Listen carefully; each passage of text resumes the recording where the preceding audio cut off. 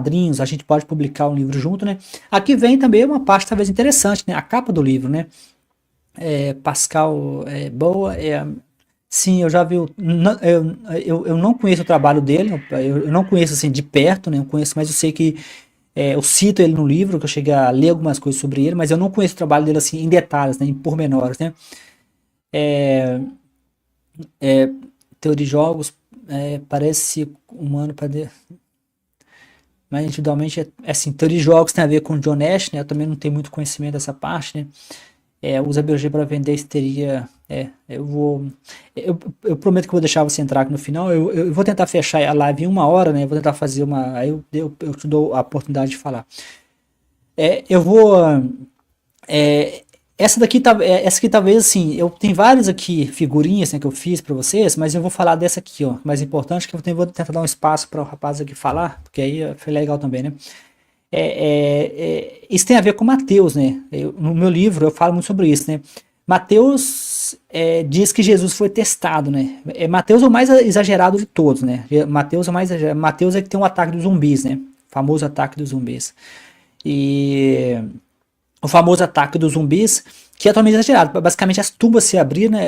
É um terremoto tão preciso, né? Que o terremoto não causou nenhum dano na infraestrutura local. Não há qualquer evidência de que houve um terremoto na região de Jerusalém.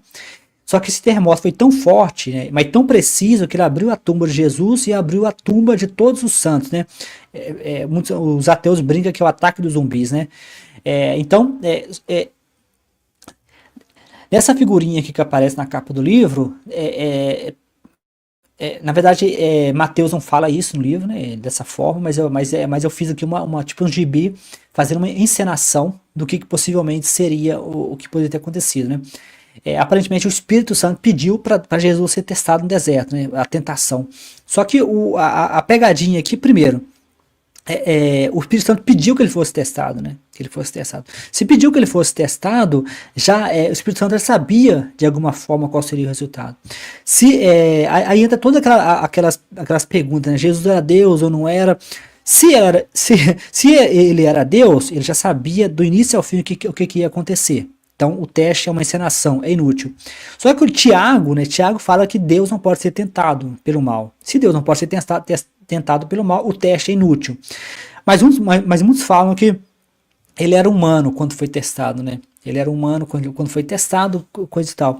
Se ele era humano quando foi testado, ainda não diminui o fato de que o teste foi meramente uma coisa assim,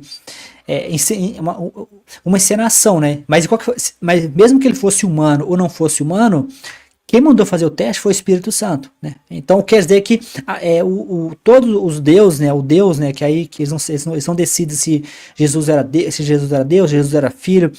Fica uma bagunça, né? Mas é até difícil explicar porque o próprio evangelho é uma bagunça, né? Então, aqui que acontece? Isso parece uma referência ao livro de Jó, né? Jó foi testado por Deus, né? A história de Jó, que Jó foi testado, coisa e tal, o sofrimento de Jó. Então, assim, uma coisa que eu falo no livro é essa, que muito possivelmente essa é uma referência, né, parece uma referência ao livro de Jó, no qual Jó foi testado como digno, como o escudeiro, o justo, né, que e Deus permite que o diabo vá lá e teste Jó, né. Então, do ponto de vista prático, esse teste no deserto, né, isso é uma coisa que tem sido muito debatida, você encontra em vários debates, né, sobre isso, né, é uma encenação, né, não tem como você testar um Deus, né, não tem como você testar um Deus, mesmo que você fala que esse Deus era homem, o teste foi enviado pelo Espírito Santo e também o teste foi uma coisa provisória. Na minha opinião, não importa como você olha, isso foi uma encenação. Muitos concordam que Mateus é o que mais se preocupava em encaixar Jesus no Antigo Testamento, né? A ideia de nascer de uma virgem, coisa e tal, isso tudo vem do Evangelho de Mateus, porque Mateus aparentemente era o que mais preocupado em encaixar Jesus dentro do Antigo Testamento, né? De que nasceria de uma virgem. Tem também o fato de que aparentemente foi um erro de tradução, né? Porque aparentemente a palavra original do texto original falava uma jovem, né? Uma jovem vai engravidar, coisa e tal. Só que a pessoa alguém traduziu para o grego, só que a pessoa traduziu virgem, né? E parece que Mateus, né? O Danny Barker tem um debate muito bom dele que fala sobre isso, né? Ele debate isso.